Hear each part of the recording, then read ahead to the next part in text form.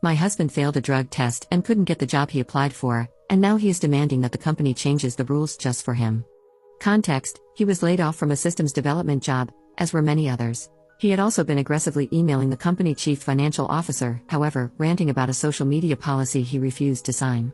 He sent over 7 emails, despite being told not to, and managed to accuse the chief financial officer of supporting Moms for Liberty. It was batshit, so I'm pretty sure he moved himself to the top of the corporate layoff line. He hasn't been able to find anything, so he started with a staffing agency. He passed the interviews for an FPL systems engineer and told me that he was going to start in early April and would need me to rearrange my schedule every Friday to pick up the kids from school.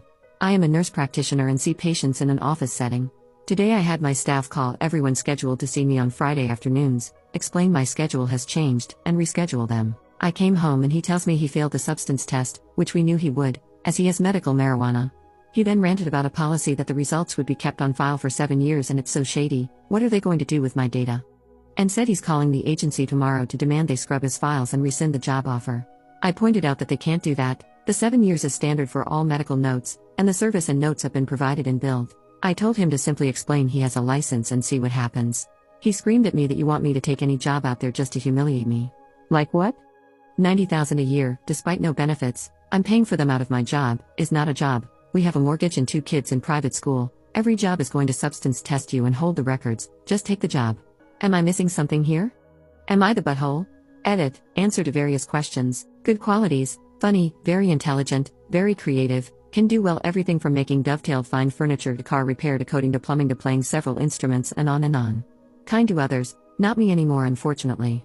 But a steady friend to all others. Once shoveled an old lady's driveway for a month for free. Didn't even know her, simply saw her struggling and decided he would do it. When we were newly in love, he carried my 60-pound dog up and down 3 flights of stairs for every potty break for months. I have many good memories of my husband. He is on psych meds and is borderline personality disorder and cyclothymic. He won't see a therapist. I made the appointment and he didn't go. His family history is positive for schizophrenia and mood disorders. His mom developed a paranoia in her 40s that her husband tried to take away her life. They stayed married and father-in-law coped by retreating, but she was cruel to him until she passed away. She too was still a good person, despite her illness. He has a rotating history of drinks, opiate, stimulant, and marijuana addictions. In reading the comments I realize my own dysfunction of codependency and how warped the 16 years of gaslighting and verbal abuse have made my thinking. And I get it, that's my problem to fix now. I will get back in therapy, go back to Al-Anon and get my stuff together. My parents were both diagnosed with borderline personality and my dad was a poly-substance abuser and intercourse addict who likely sexually abused me.